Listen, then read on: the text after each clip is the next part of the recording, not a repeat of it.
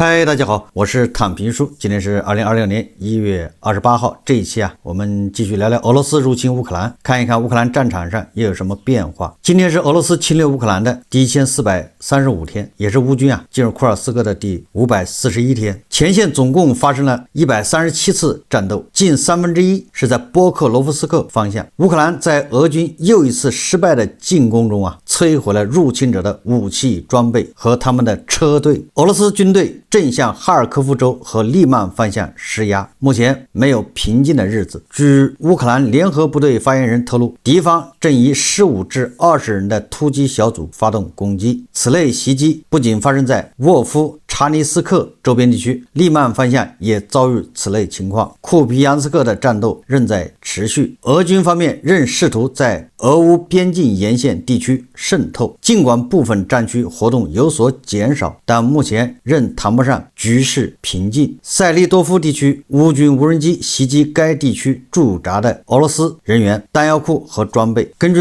乌军南方防御部队发言人弗拉迪斯拉夫沃洛申的说法俄罗斯军队已撤离位于乌克兰赫尔松地区奥列克西夫斯基岛，也就是从这个岛上阵地撤出他表示乌克兰情报部门记录了在乌军积极行动后俄军的撤退情况。沃洛申同时指出，驻岛俄军低落的士气与心理状态也是促成其撤退的因素之一。这个实际上在那个第聂伯河那个出海口那附近有个岛，本来是俄军驻扎在这岛上的，但是可能受不了这乌军的无人机天天打击只好仓皇撤离。根据这个美国战争研究所的说法他说俄罗斯军队最近向苏梅州北部和哈尔科夫州多布罗皮利亚战术区以及斯拉维扬斯克附近推进。俄罗斯武装部队总参谋长瓦列里·格拉西莫夫表示俄军正在所有方向推进攻势。他说自1月初以来已解放17个居民点，我们控制了超过500平方公里的土地。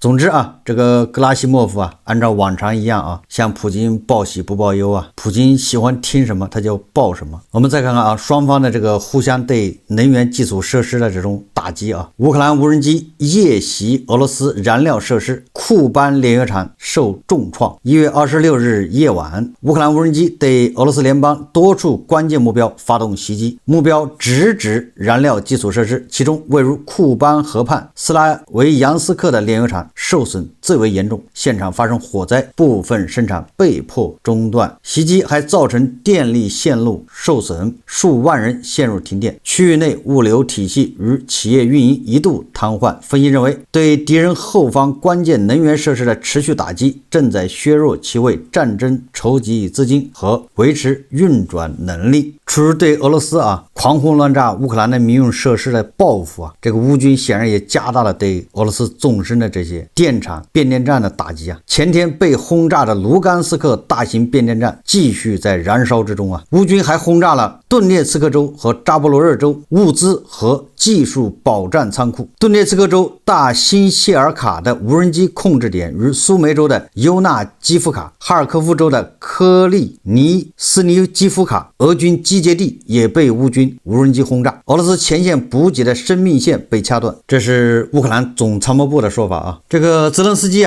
发布了他的视频讲话他说当前超过80%的俄方目标由无人机实施摧毁，其中多数无人机产自乌克兰。仅去年1年无人机已打击819737个俄方目标。2025年12月，我军部队共计使35000名俄军丧失战斗力，包括阵亡与重伤人员。苏联军队在阿富汗10年战争中损失的兵力仅为俄军在此次战争上上个月损失的一半。也就是这个苏军侵略阿富汗，这个苏阿战争打了10年，死的人是俄罗斯侵略乌克兰12月份的损失的一半。你说这个对俄罗斯的损失有多大吧？怪不得这个英国情报机构说在波克罗夫斯克乌克兰和俄罗斯的战损比是1:27伤亡1名乌军士兵需要27名俄军士兵来换。泽连斯基还说啊，他说能源方面，事实上袭击后的恢复工作仍在持续进行，这不仅适用于基辅，也适用于哈尔科夫及其周边地区，扎波罗热共和国、第聂波罗州、克里维里赫、切尔尼戈夫州、苏梅州，所有这些地区的情况都是极为严峻。毫无疑问，基辅目前面临的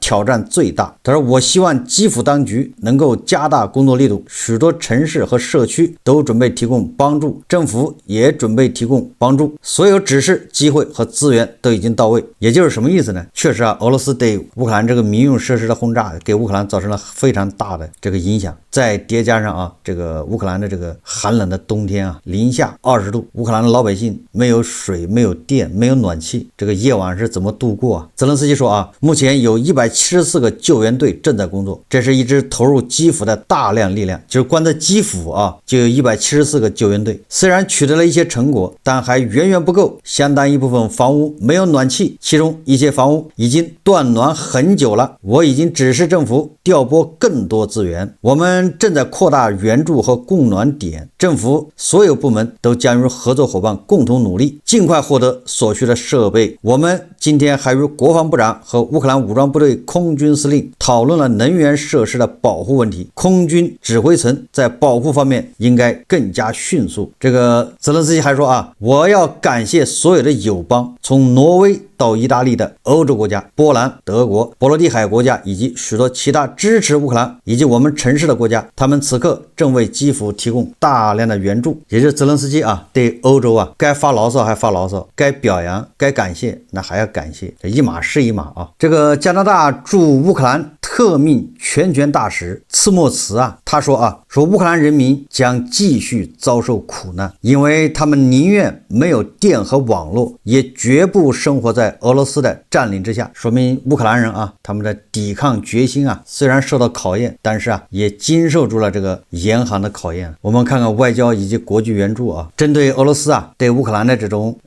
针对民用基础设施的打击啊，造成乌克兰城市啊大面积的停暖、停电、停水。欧洲国家纷纷啊伸出友谊之手啊援助。乌克兰总理斯维里登科宣布啊，盟国将向乌克兰捐赠6000台大型储能设备。此外，各合作伙伴继续向乌克兰能源支持基金捐款，例如欧盟捐赠了447台发电机，日本捐赠了140台，立陶宛捐赠了90台，法国捐赠了100台，还是众人拾柴火焰高啊，大家都在帮乌克兰。现在就是看啊，这个欧洲盟友啊对乌克兰的援助和乌克兰的抢修这个能力快，还是俄罗斯的导弹呢打击的快，破坏的快，一边破坏一边修，就是比赛啊。有媒体报道啊，说东京计划向乌克兰提供60亿美元的新援助计划，乌克兰已从日本获得超过2500台发电机、65台变压器、10套发电设备以及其他用于恢复电力系统的设备。此外，日本还为乌克兰紧急恢复计划项目拨款1.49亿美元。日本向乌克兰提供的财政和人道主义援助总额已超过150亿美元。这个在这么多欧洲国家里面，这个日本的捐助啊都不输这些欧洲国家啊。这一方面也说明日本和俄罗斯之间，对吧？这个地缘政治关系啊，对吧？日本和俄罗斯还有领土争端呢。那你说日本援助乌克兰那是可以理解的啊，而且他援助的力度这么大。俄罗斯可能对乌军队使用大规模杀伤性化学武器，这个是谁说的呢？英国武装部队联合司令部前司令理查德·巴伦斯将军在接受媒体采访时表示啊，进一步升级使用更致命的化学武器对莫斯科并不利，因为风险极高且将带来严重的国际后果。但他也承认俄罗斯可能会受到诱惑而诉诸此类手段。根据《泰晤士报》援引乌克兰军方数据称，俄军已使用危险化学物质超过9000次，其中仅去年就有6540次。这主要涉及装填 CS 和 CN 气体的手榴弹以及氯化钴，一种早在第一次世界大战时期就曾被使用的窒息性毒剂。荷兰和德国的情报机构表示啊，这类物质在使用前在前线已变得司空见惯。报道称啊，乌克兰方面通报称，至少有3名军人因接触化学剂死亡啊。这些化学试剂啊，早在1993年的禁止化学武器公约和1925年的日内瓦议定书早就已经禁止了啊。也就是说啊，这个俄罗斯人打红了眼，在战场上迟迟对吧没有进展，那他很有可能就用这些化学武器，这完全有可能啊。波兰已开始在波兰与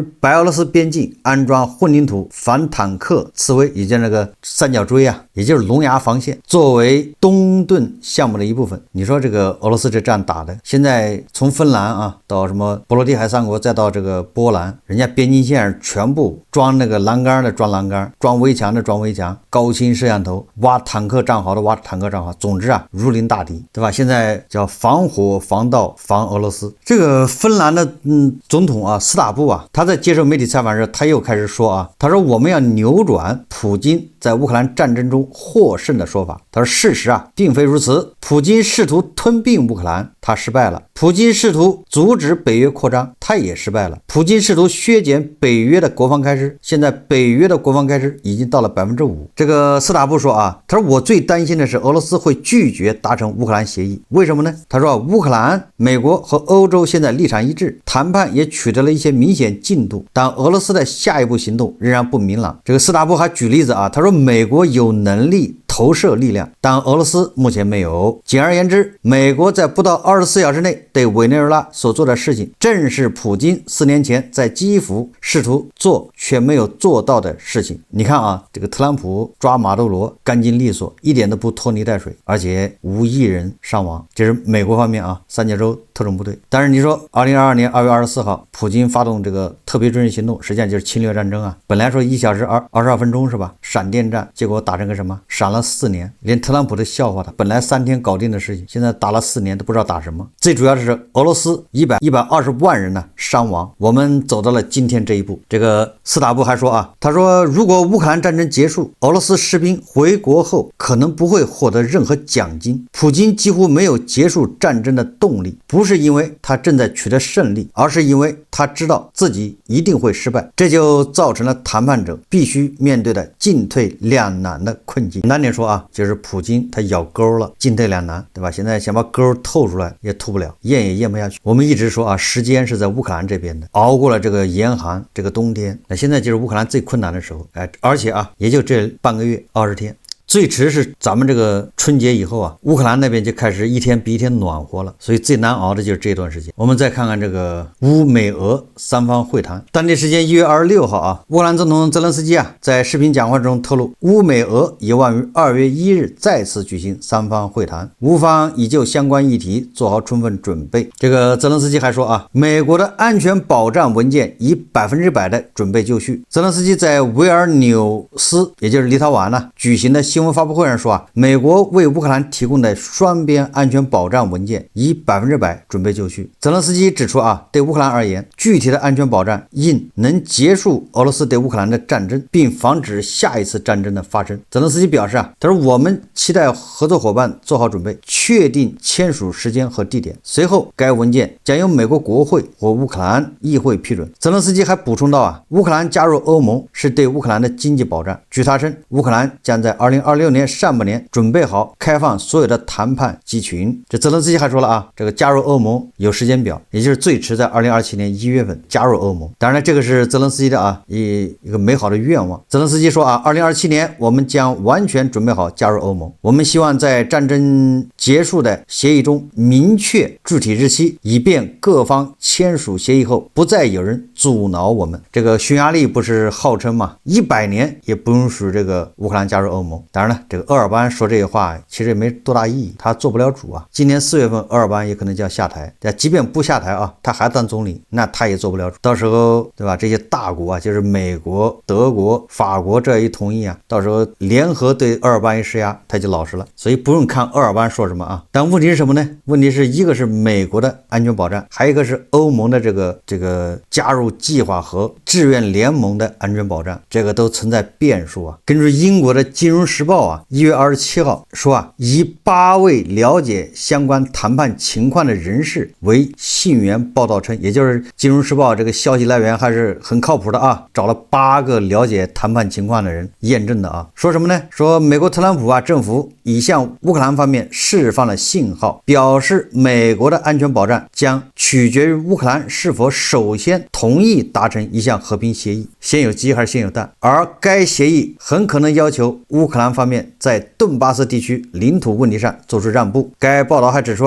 美国政府暗示，如果乌克兰同意从目前控制的东部地区部分区域撤军，美方可能将向乌克兰提供更多武器，以加强其和平时期的军队建设。对英国媒体这一报道，目前美国和乌克兰方面都暂无回应。我觉得这个非常符合特朗普的这个行事风格。你想一想这个泽连斯基总是一而再再而三的强调，他到哪儿都说乌克兰和美国的这个安全保障的文本都已经准备好了，就等着签字，万事俱备，只欠特朗普签字。特朗普这一签字，然后双方就通过国会和拉达，这就生效了。那泽连斯基为什么老是强调这个呢？实际上越强调越说明泽连斯基心里清楚，特朗普很有可能不签，对吧？所以他把这个锅对吧，要先甩到美国那边，对吧？我们这边都准备好了，连文本都准备好了，就是你签字就完了，按照双方谈的。那特朗普当然不会签了，特朗普是要拿这个做诱饵，对啊，你乌克兰你先投降，对吧？你得同意土地换和平，你投降了，你跟俄罗斯签了和平协议，咱们才能签这个叫什么安全保障协议。最次是三方同时签，对吧？几个文件放在一起签，一起生效。但是泽连斯基是希望你安全保障先签，然后这个土地换和平面谈，你说这不就出事了吗？还有这个乌克兰加入欧盟，泽连斯基说2027年1月1号而且最好你列个日期，把这个也写到这个和平协议里面，别到时候对吧，这个跳出来不同意，那个跳出来不同意，把这个时间表写好，什么时候加入，在这个之前把所有的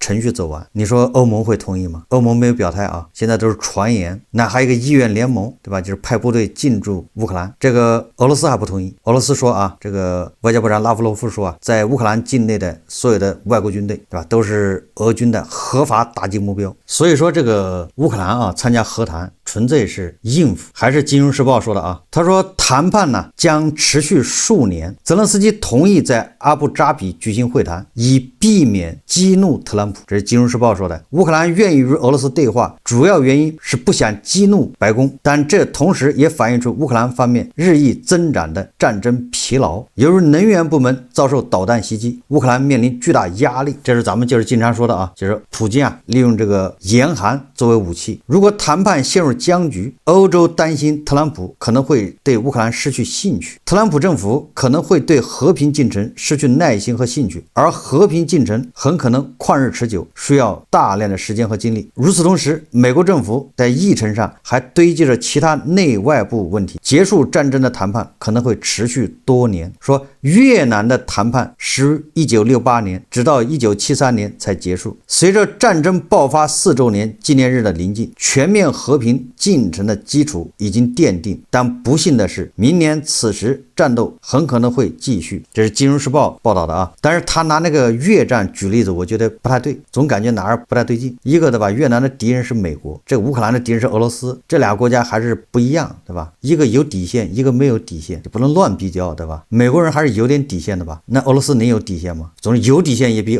美国人低，这第一个。第二个，那越战那是最终是美国撤出越南了，对吧？可以说叫落荒而逃。那你现在你能让俄罗斯撤出乌克兰吗？落荒而逃吗？所以说这个越南的谈判谈了5年，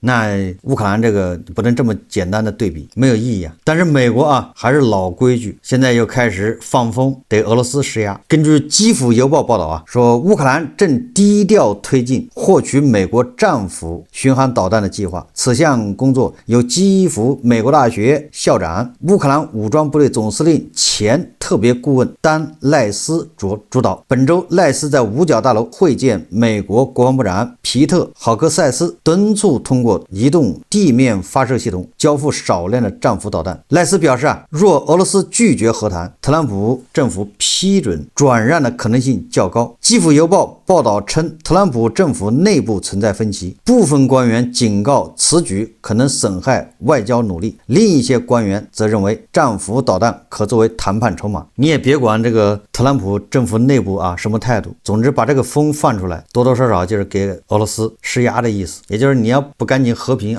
不同意在这个乱加价、乱开价、私自大开口，那咱这个战斧导弹也在选择之中，不就这意思吗？但是这个对普京到底起不起到这个恐吓作用，这不好说总之泽伦斯基应该清楚的知道，任何协议、任何条约实际上都很难保护乌克兰，即便是加入北约，对吧？也不是说就加入进了保险箱，所以还得靠自身强大，还得靠盟友帮忙，这个仗要打下去。我认为你现在签的什么协议？他目前加入不了北约嘛？那你跟这个特朗普签的，跟这个欧洲这些国家签的这些东西，实际上就是又是一个布达佩斯协议，又是一个明斯克协议。即便特朗普代表美国政府，对吧，跟乌克兰达成一些协议，他下一任总统什么态度太重要了，对吧？特朗普签的这些协议到了人家手上，人家再怎么解释，那很难说对吧？你能算到10年以后美国国内是什么情况吗？那个时候如果俄罗斯再次侵略乌克兰，那美国国内的它的环境也变了，民意也变了，你说怎么办，对吧？所以说与其现在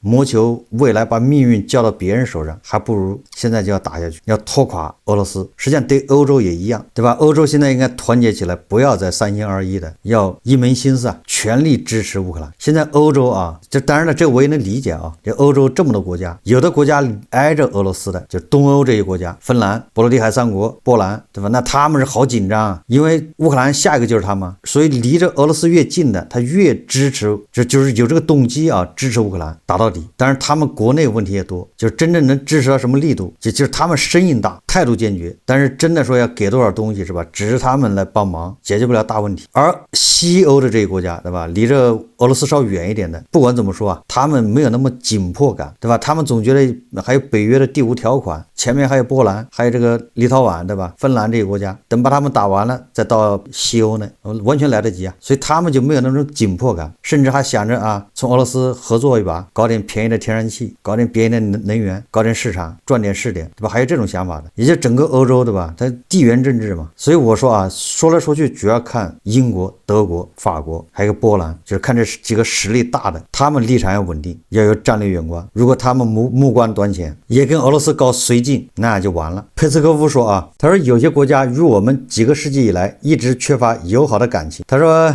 我们与某些国家在历史上从未建立过友谊。他这说的是普京说的他说以波兰为例，我们与波兰确实存在问题，我们与波罗的海国家也确实存在问题，他们不知为何总是害怕我们，将我们妖魔化，所有在那里上台的人都开始疯狂的仇恨俄罗斯和俄罗斯人。佩斯科夫分析到你说这揣着明白装糊涂就是你欺负人家欺负少了是吗？就你给人家灭国还灭的次数少了吗？反复灭国，人家都是死里逃生，他能不恨俄罗斯吗？而且他们现在挨着俄罗斯，然后他对吧还故作姿态问这些国家为什么害怕俄罗斯呢？你看你现在对乌克兰干的事情，谁不害怕？他认为这种态度是这些国家的巨大错误，与俄罗斯的合作本可以为他们带来更多好处，跟一个强盗合作，对吧？你把强盗喂饱了，他好来抢你。俄罗斯人坚信乌克兰终将投降，这是民进周刊采访了俄罗斯民意调查机构列瓦达中心主任叫列夫古德科夫，了解俄罗斯民众在近4年战争后的态度，说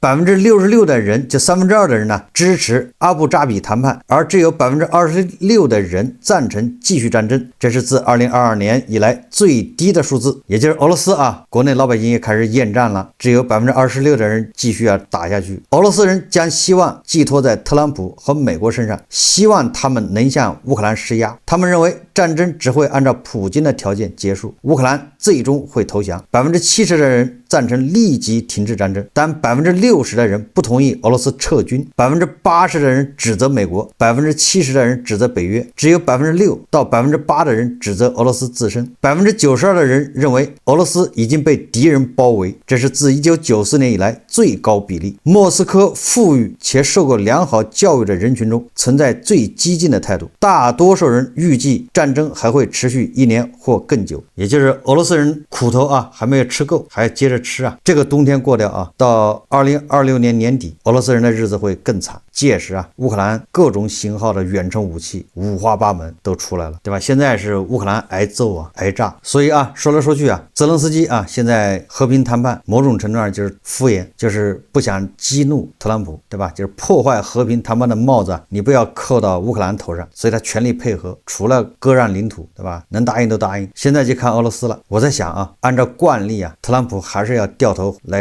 对泽连斯基施压，这是他一贯手法。说不定明天后天特朗普又抛出一个什么观点，又是痛骂泽连斯基啊。所以这个泽连斯基还是要做好准备啊，乌克兰人还是要坚强啊，因为毕竟啊，接下来是一天比一天暖和。好，这期节目啊，咱们就聊到这里，感谢大家收看。如果喜欢我的节目，欢迎订阅转发，也可以在下方留言评论，谢谢大家。